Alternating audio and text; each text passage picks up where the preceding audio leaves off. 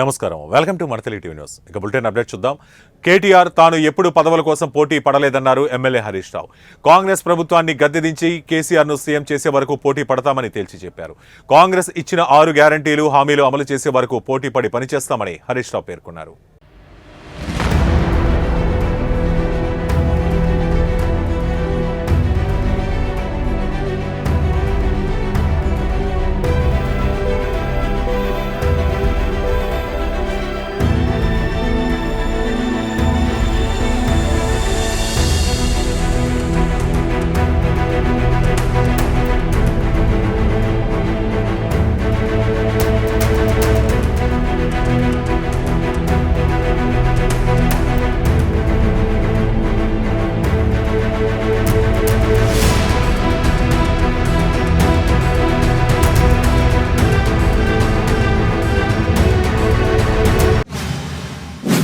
తిరుపతి పరిసరాల్లోని అటవీ ప్రాంతానికి చేరువగా ఉన్న విద్యాసంస్థలు చిరుతలు సంచరిస్తూ భయాందోళనకు గురిచేస్తున్నాయి.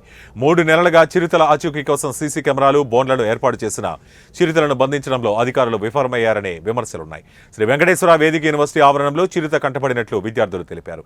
చిరుతల సంచారంతో విద్యార్థులు బిక్కుబిక్కుమంటూ రోజులు గడుపుతున్నారు.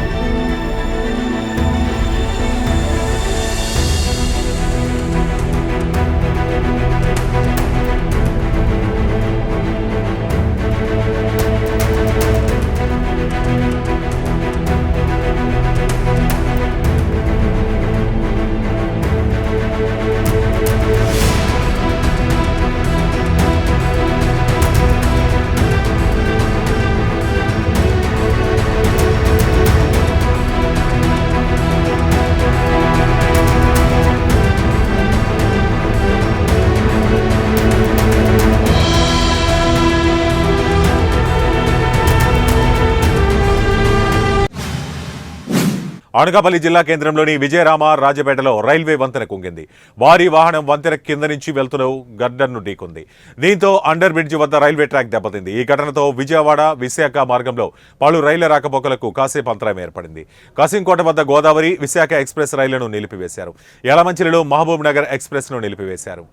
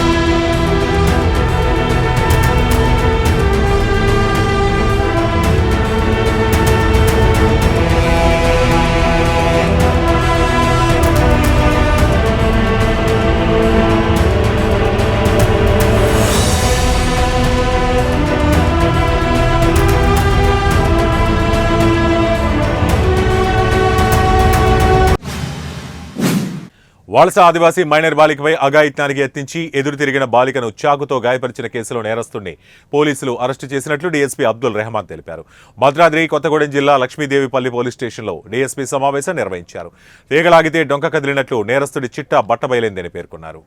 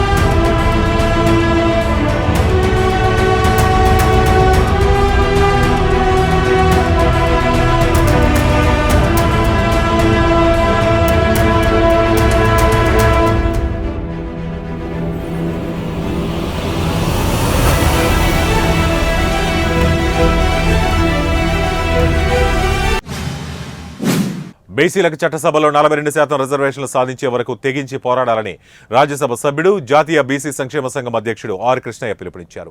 ఓబీసీల సమస్యల పరిష్కారానికి రాజ్యాధికారం అంతిమ లక్ష్యమనే అంశంతో హైదరాబాద్ కాచిగూడలో ఓబీసీ డెమోక్రటిక్ జేఏసీ ఆధ్వర్యంలో అఖిలపక్ష సమావేశం నిర్వహించారు.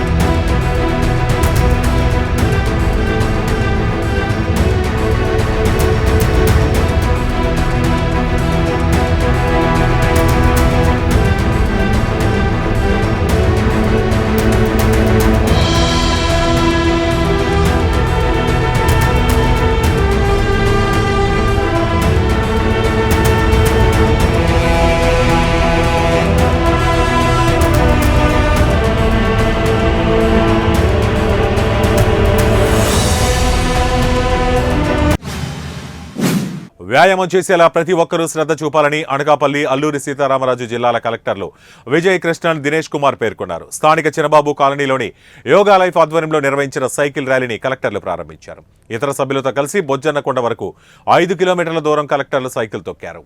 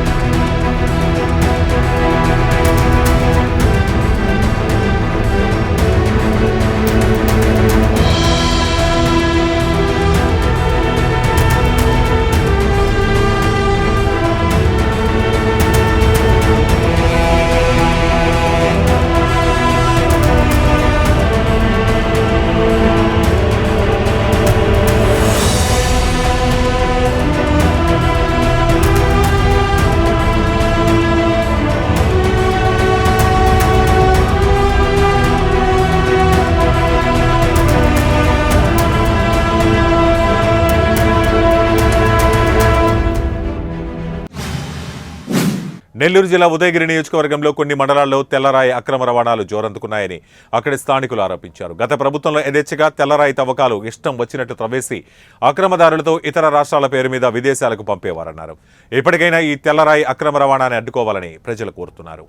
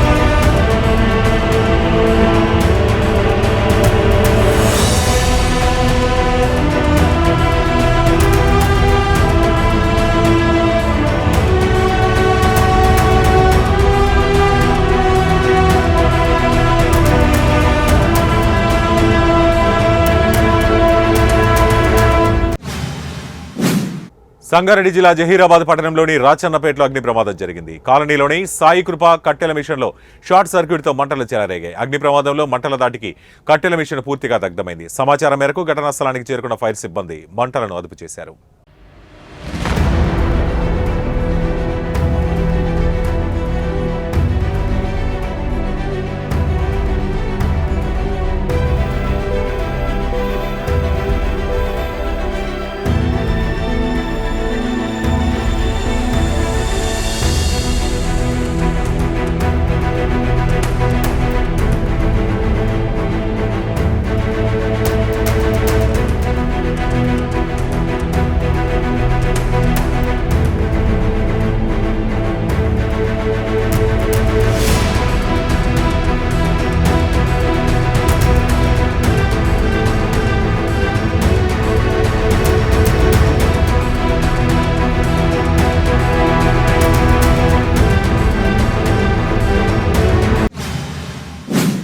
అనకాపల్లి జిల్లాలో ఎస్ రాయవరం మండలం చినగుమ్మలూరు వద్ద రోడ్డు ప్రమాదం జరిగింది.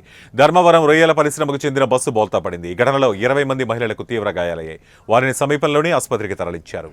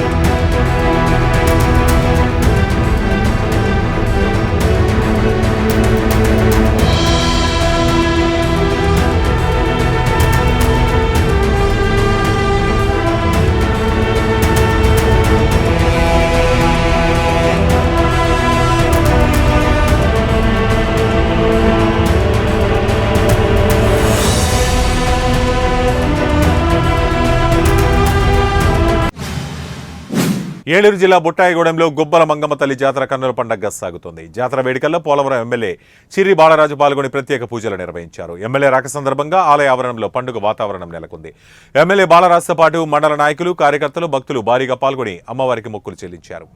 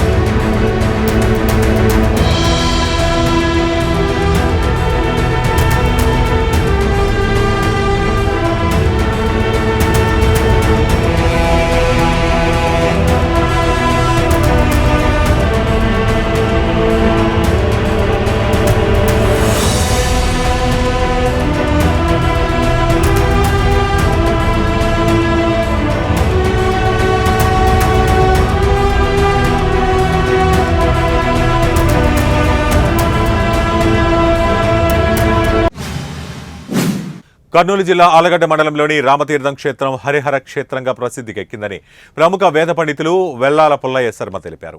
కొండపైన శ్రీ లక్ష్మీ నరసింహస్వామి యోగానంద నరసింహునిగా స్వయంభూగా వెలిసినట్లు తెలిపారు. ధ్వజస్తంభంపై ఆరోహణ చేసిన గరుత్మంతుని ధ్వజాన్ని తిరిగి ఈరోజు అవరోహణ చేశామన్నారు.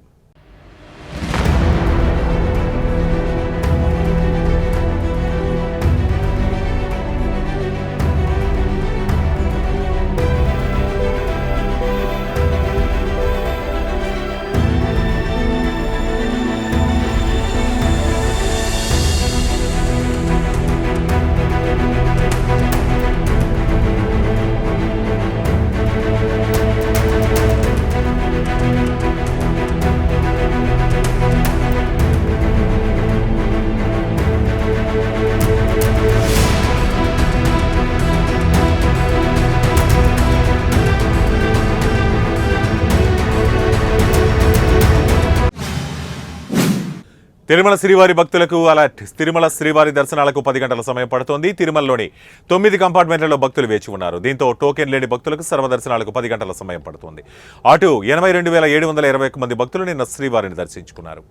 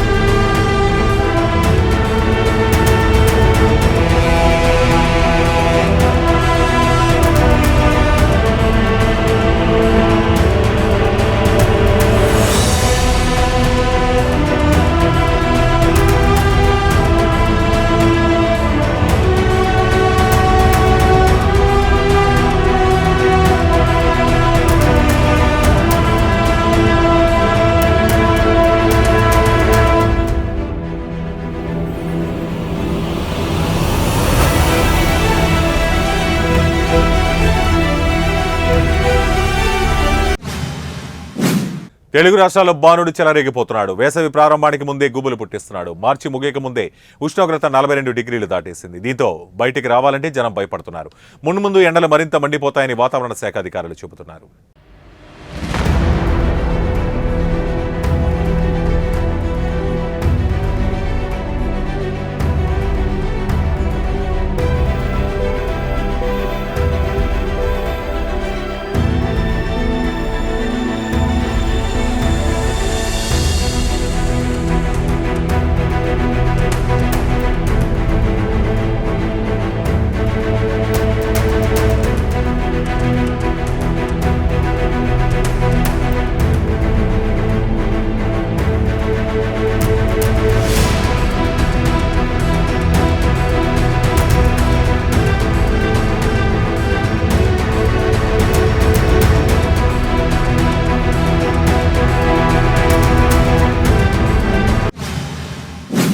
అమెరికాలోని ఫ్లోరిడాలో జరిగిన రోడ్డు ప్రమాదంలో 3 తెలంగాణ వాసులు మృతి చెందారు. కుటుంబ సభ్యులు కారులో వెళ్తుండగా భారత కాలమాన ప్రకారం తెల్లవారుజామున 3 గంటలకు ప్రమాదం జరిగింది.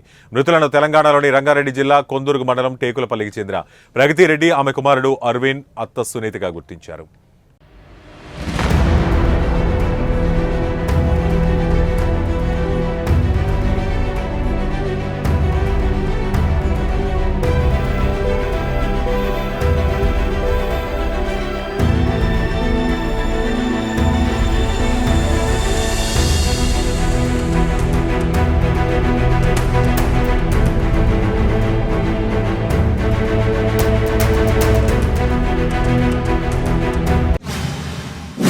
పాకిస్తాన్ కంటే భారత క్రికెట్ జట్టు మెరుగైనదన్నట్లు ప్రధాని నరేంద్ర మోడీ పరోక్షంగా వెల్లడించారు. America podcaster Alex Fred Max కార్యక్రమంలో పాల్గొన్న ప్రధాని మోడీ క్రీడా సంబంధిత ప్రశ్నలకు తనదైన శైలిలో సమాధానమిచ్చారు. క్రికెట్లో భారత్, పాకిస్తాన్ జట్లు చిరకాల ప్రత్యర్థులు అన్న విషయం తెలిసిందే. ఈ 2 జట్లలో ఏది ఉత్తమమైందన్న ప్రశ్నకు ప్రధాని మోదీ సమాధానమిస్తూ తాము క్రికెట్ నిపుణుడిని కాదని, ఆటలో మెలకువలు తనకు తెలియదన్నారు.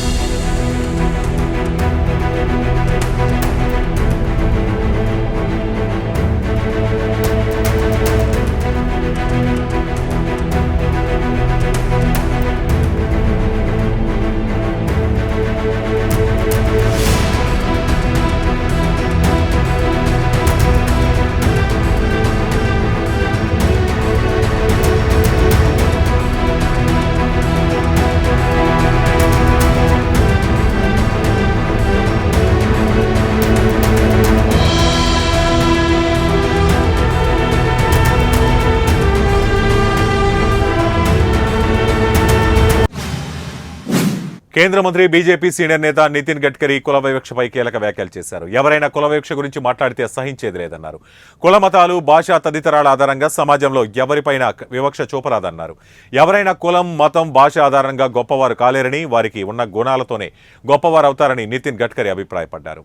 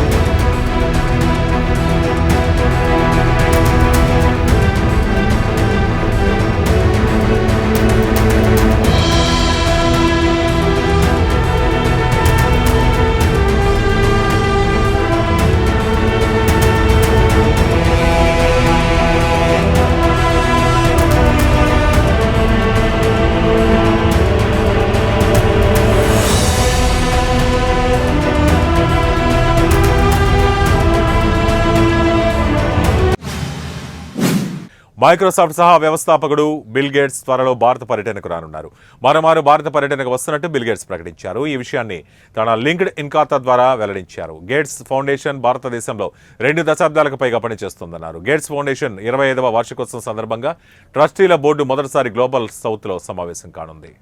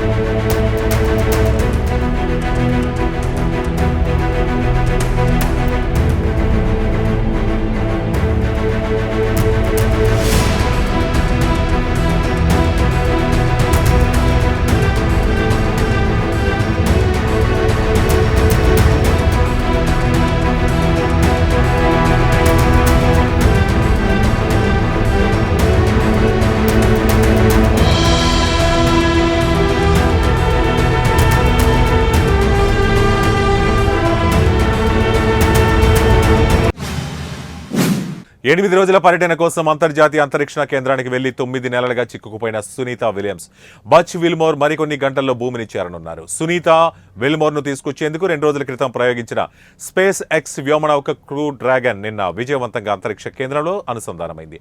క్రూ 10 మిషన్లోని 4 వ్యోమగాములు ఒక్కొక్కరిగా ISNలోకి ప్రవేశించారు.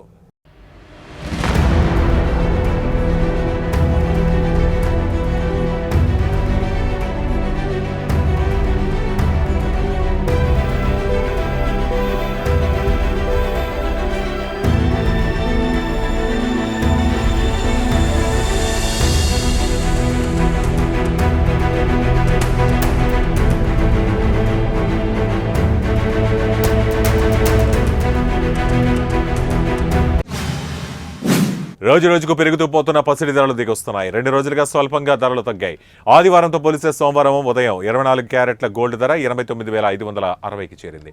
ఇక హైదరాబాద్లో 22 క్యారెట్ల బంగారం ధర 10 గ్రాములు 82,100గా ఉంది. ఇక కిలో వెండి ధర 1,11,900గా ఉంది.